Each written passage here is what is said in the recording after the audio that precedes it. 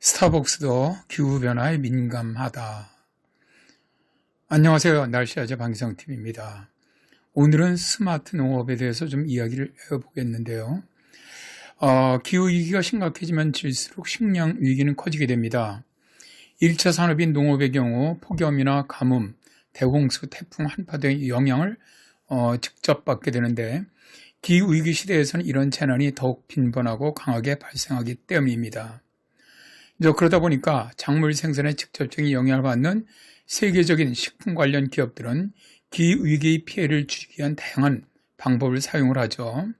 그 중에 하나가 정밀농업 혹은 스마트 농업인데요. 먼저 후마겐지가 쓴 책 2030 지구의 경고에서 그는 정밀농업이 필요하다고 주장을 합니다. 그의 책에 나온 내용을 소개해 보겠습니다.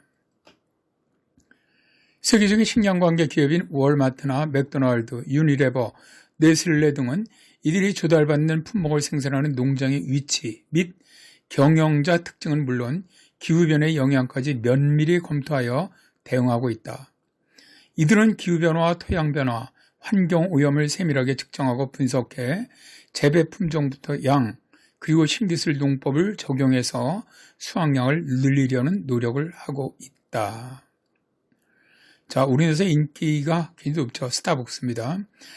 스타벅스도 세계적인 커피 재배지의 기후변화의 영향을 아주 매우 민감하게 반응하는 경영을 하는데 이들은 정밀 농업을 하고 있는데 기후 상황 등을 빅데이터로 예측을 하고 심는 품목과 비료량, 살수량, 수확 시기 등을 세밀하게 조정하는 농업을 한다. 자, 이런 방법을 사용하는 농업을 스마트 농업 또는 정밀 농업이라고 부른다. 정밀 농업의 경우 기후변화 대응 측면에서도 매우 중요하다. 예를 들어서 질소가 주성분인 화학비료를 과도하게 살포를 하면 아산화질소라는 온실가스가 발생을 하면서 지구온난화에 영향을 준다. 그런데 정밀 농업을 하게 되면 기후 조건이나 토양 조건에 따라 비료를 적정하게 주기 때문에 아산화질소의 대량 발생을 막을 수가 있다.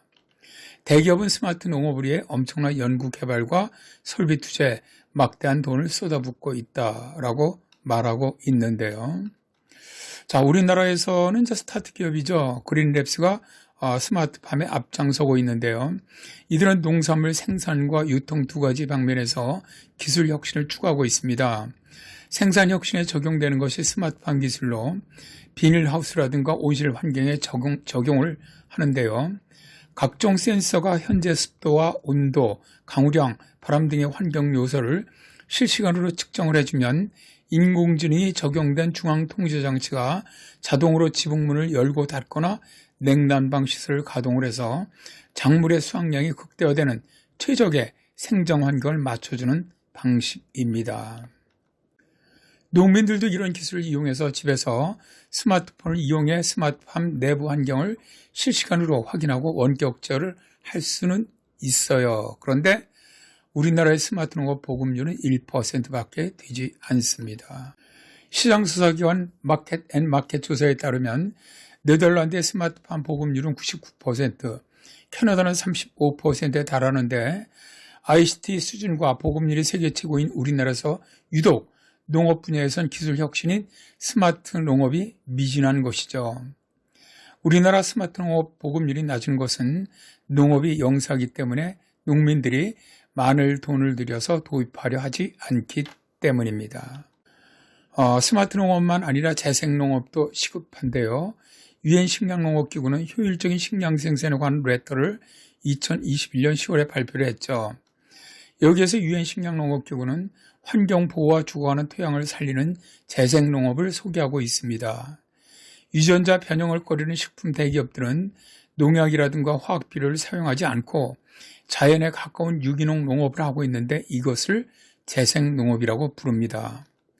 그런데 지금까지 농약과 화학비료를 다량으로 사용하던 농가가 유기농으로 전환하기는 매우 어려운 것이 농약을 많이 뿌린 토양에는 미생물이 다 죽어 있기 때문에 비료를 주어야만 하기 때문이죠.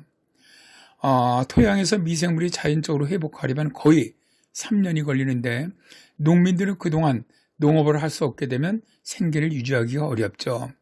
따라서 유럽의 글로벌 식량 대기업들은 장기 계약을 맺은 농가에 자금과 기술을 제공해서 재생농업으로 전환할 수 있게 해줍니다. 또한 재생농업에서도 많은 수확량을 얻기 위해서 이들 기업들은 수확량이 늘어나는 재생농업에 많은 자금을 투자하고 있는 것이죠. 자, 기후위기로 매년 식량 가격은 오를 텐데요. 곡물 자급률이 21%밖에 안 되는 우리나라는 식량 문제를 안보 측면에서 다루어야 하고요. 다양한 대응 방안을 시급히 만들어야 하지 않을까 생각합니다. 감사합니다.